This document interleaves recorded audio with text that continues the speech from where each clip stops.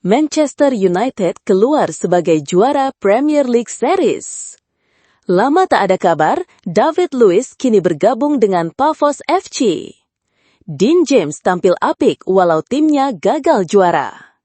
Akhirnya, Jorel Hato resmi bergabung dengan Chelsea. Darwin Núñez diminati oleh klub Arab Saudi, Al Hilal.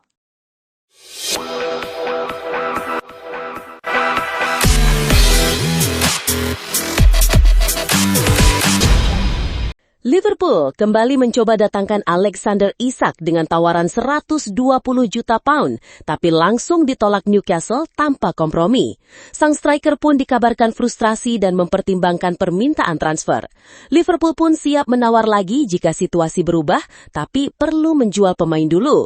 Darwin Núñez yang jarang dimainkan jadi kandidat utama untuk dilepas. Federico Chiesa juga berpeluang hengkang karena cedera dan performa yang tak konsisten. Sementara Harvey Elliott ingin pindah demi menit bermain lebih banyak setelah sulit tembus tim utama. Manchester United menutup Premier League Summer Series 2025 dengan hasil imbang 2-2 lawan Everton, cukup untuk jadi juara turnamen pramusim itu. Gol setan merah dicetak Bruno Fernandes dan Mason Mount, sementara Everton membalas lewat Iliman Ndiaye dan gol bunuh diri Aiden Heaven. Meski hasilnya imbang, Ruben Amorim tetap fokus pada misi jangka panjangnya, yaitu membangun kembali standar tim. Ia menegaskan pentingnya kedisiplinan dalam latihan dan tidak segan mengoreksi pemain secara terbuka.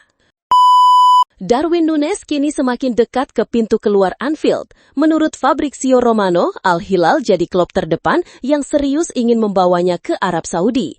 Al Hilal juga sudah mengajukan proposal kontrak ke Núñez dan sedang mendiskusikan detail gaji dengan agennya. Belum ada tawaran resmi ke Liverpool, tapi proyek Simone Inzaghi di Al Hilal menjadikan Núñez sebagai target utama.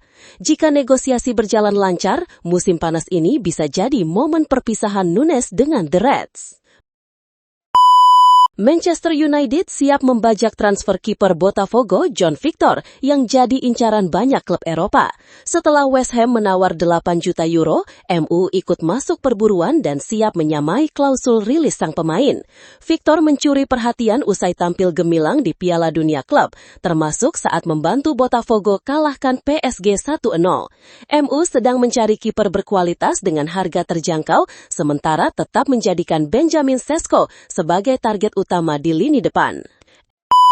FC Porto secara mengejutkan dunia sepak bola setelah secara resmi merekrut striker Belanda, yakni Luuk de Jong.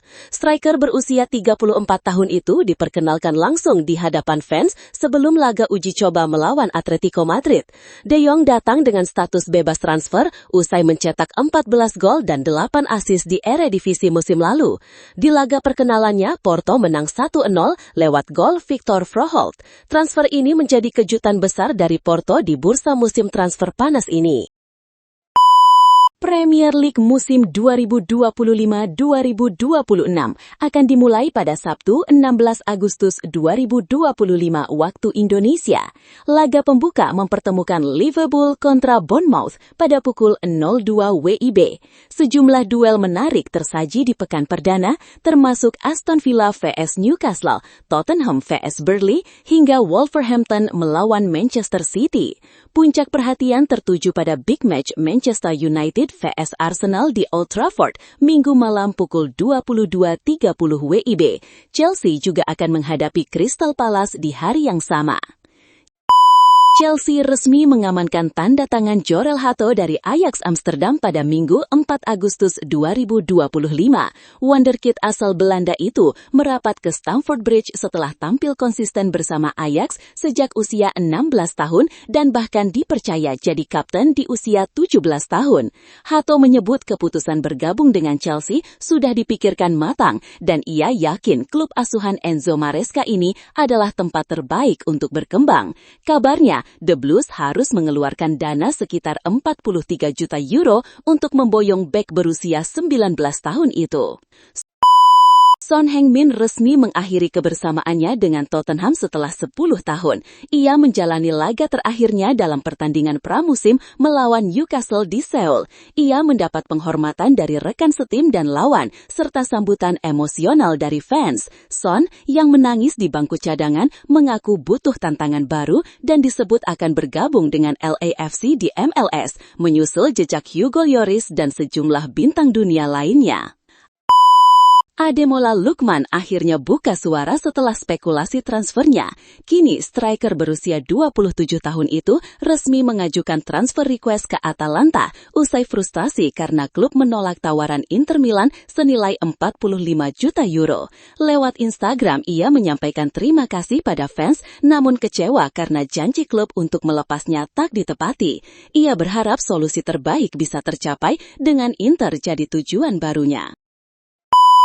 David Luiz secara mengejutkan kembali ke Eropa di usia 38 tahun dengan bergabung ke klub Liga Championship Rus, Pafos FC. Setelah 3 tahun berkarir di Brasil bersama Flamengo dan Fortaleza, ex-back Chelsea dan Arsenal itu menandatangani kontrak hingga 2027. Ia absen sementara karena cedera paha dan akan melewatkan laga melawan Dinamo Kiev. Pafos menyebut transfer ini sebagai momen bersejarah, membawa nama besar yang pernah bersinar di Chelsea, PSG, dan Arsenal kembali ke panggung Eropa.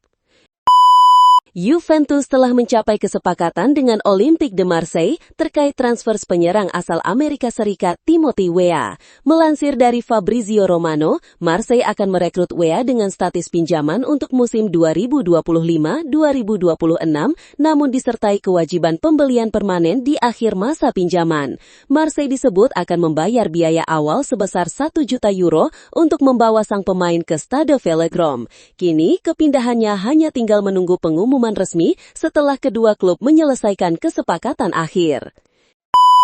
Dean James tampil apik saat Go Ahead Eagles menghadapi PSV Eindhoven di Piala Super Belanda 2025.